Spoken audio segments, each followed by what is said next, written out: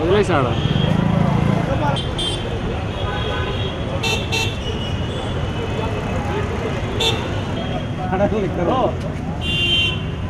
చూడు అన్లాక్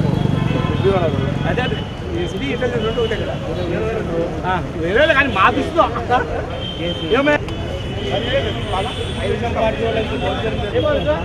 ఏం జరిగింది?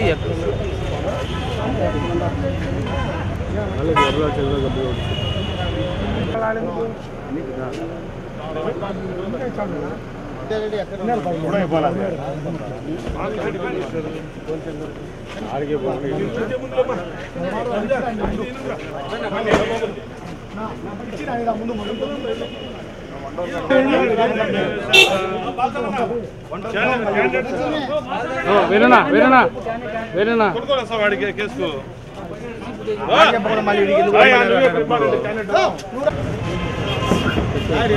అన్న మీకంతా తెలిసిందే. గత 6 నెలల క్రితం నేను వైఎస్ఆర్సీపీలో నుంచి మేము 6 మంది కలిసి టీడీపీలో చేయడం జరిగింది.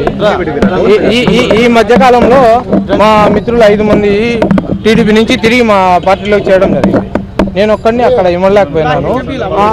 అందువల్ల ఆ ఉద్దేశంతో నేను ఈరోజు వైఎస్ఆర్సీపీలో చేయడం జరిగింది. చేరిన తర్వాత నేను ఇంటికి పోయి లగేజ్ తెచ్చుకుందాము అనే ఉద్దేశంతో నేను మా మిత్రుడు బాలస్వామి 2-3 వ్యక్తులు వచ్చినారు. రే ఉండరా అన్నాడు.